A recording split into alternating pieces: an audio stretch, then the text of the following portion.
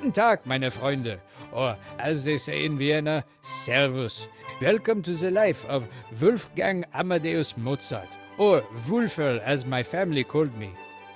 Let me tell you everything, from my first cries in Salzburg to my final bow in Vienna.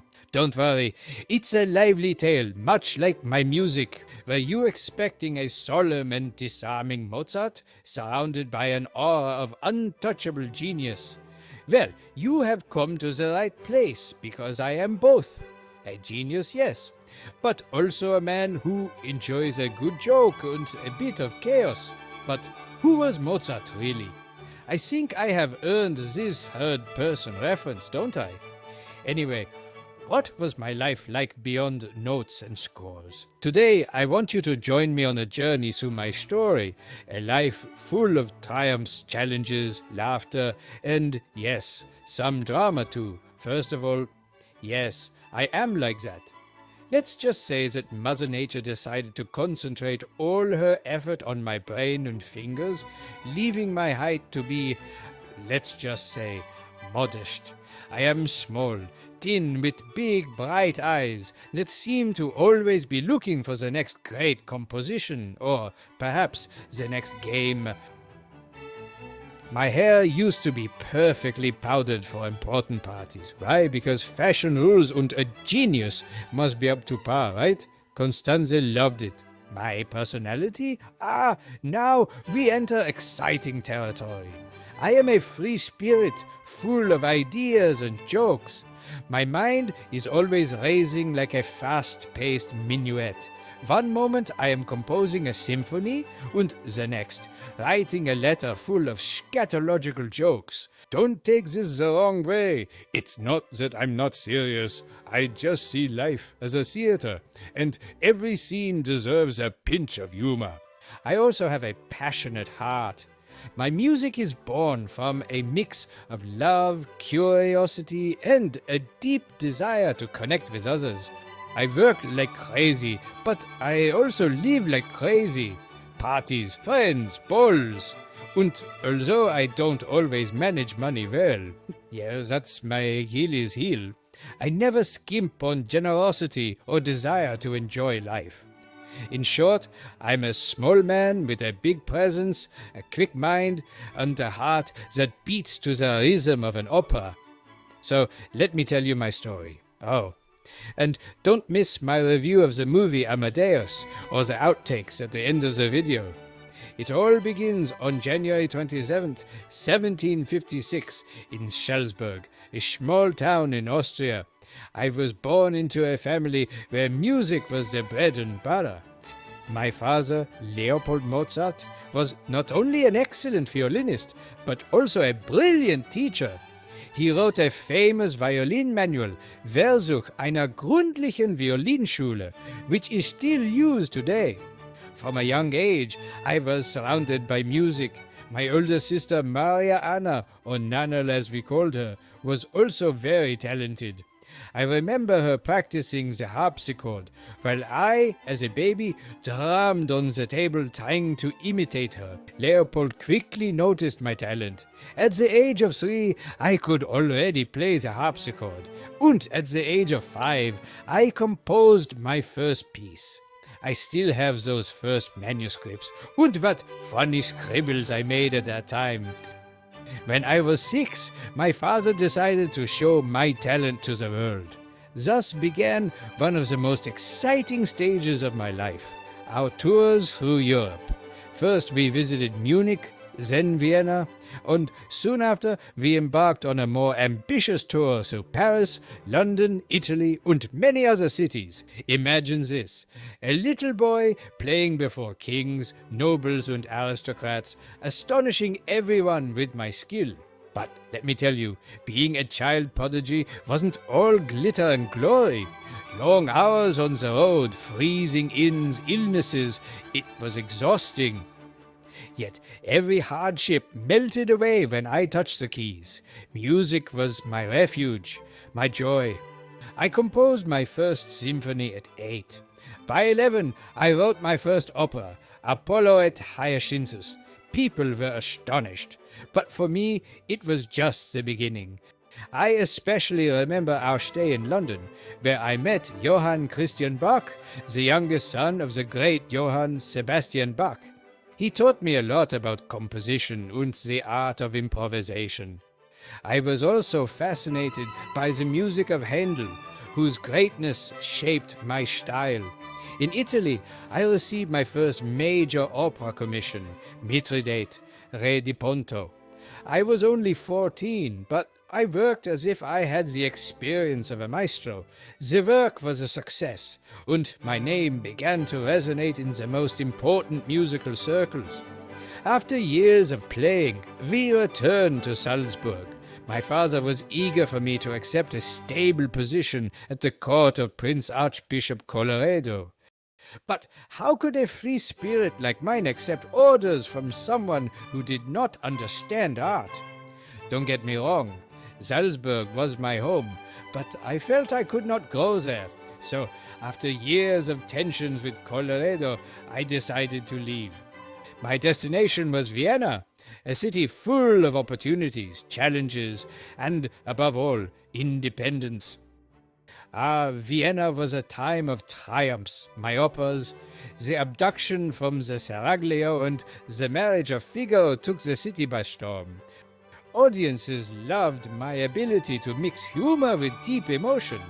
My music wasn't just entertainment, it spoke to the soul. Vienna, the cultural capital of Europe. Here I met the woman who would change my life, Constanze Weber.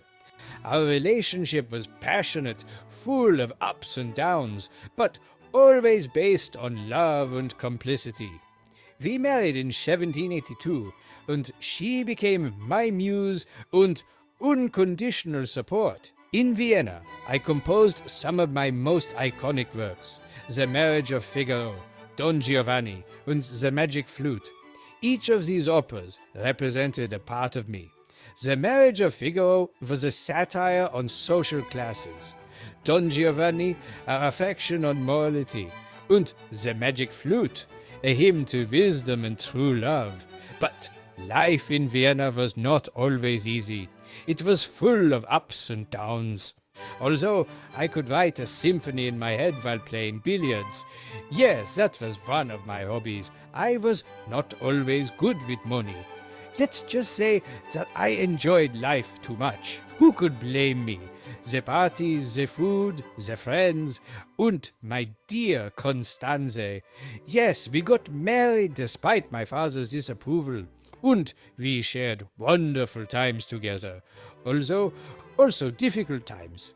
Constanze was my rock. Although people dismissed me as an eccentric genius, she knew how to calm my storms.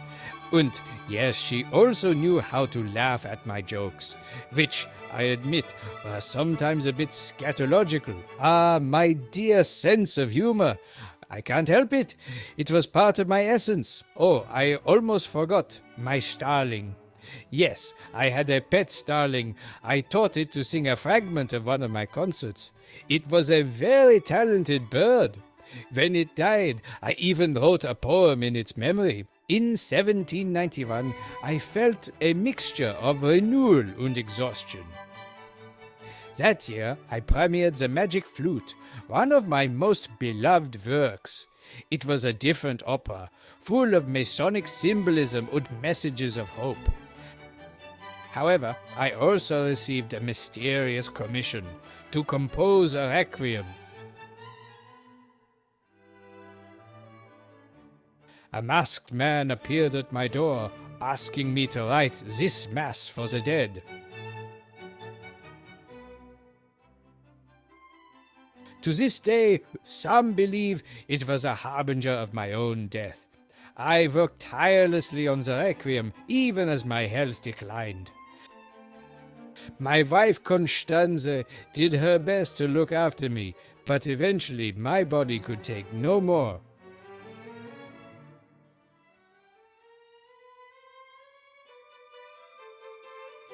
On 5th December 1791, I left this world too early, at the age of 35. But, my friends, what a life I lived! So, Remember me not as a figure on a pedestal, but as Wolfgang, a man of laughter, passion, and endless melodies. I always get asked this, Wolfgang, what do you think of the film Amadeus? Well, what can I say? It's a masterpiece, although I must confess that the version of me it portrays, well, it's a little exaggerated. Sure, I like fun, laughter, and being the life of the party, but I'm not sure I was that outrageous. And those laughs that sounded like a lunatic. Well, my laugh was unique, yes, but not an instrument of torture. And then there is this Salieri, my arch enemy, as they say in the film. Folks, let me make this clear. Salieri and I were never enemies, never. He was a talented musician, a respected person in our time, and although our paths crossed, there was no sinister or poison plot involved. Please, what unnecessary drama! On the contrary, Salieri even supported my music at times. If there was any tension, it was more due to the circumstances of the work than personal rivalry. In other words, Hollywood added its own fortissimo to the story. But, well, I understand why it was done that way. The narrative needs conflict, drama, and a villain. If that helps more people discover my music, who am I to complain? Although I hope everyone knows that my real life was more complex, less sinister, and much more, how to put it, musical. So, dear friends, enjoy Amadeus for what it is. A magnificent show with brilliant music, my own of course, and a story that, although a bit fanciful, at least keeps my legacy alive. But don't believe everything you hear. Remember, the truth is always in the notes. Although my life was short, my music is still alive. Every time you listen to one of my symphonies, concertos, or operas, a part of me is there, communicating with you. I influenced generations of musicians, Beethoven, Schubert, Chopin. They all found inspiration in my work. And the most wonderful thing is that my music continues to connect with millions of people around the world, as if time had never passed. So, my friends, my story ends here. But my music, that will never end. It will always be there to cheer, excite, and comfort those who listen to it. I leave you with this thought. The weekend may be short, but creativity and art have the power to transcend time. And now, if you will excuse me, I have a heavenly concert to conduct. And remember, music can transport you to the most magical places if you just let it. Until next time, friends, auf Wiedersehen. Und subscribe for more magical opera adventures.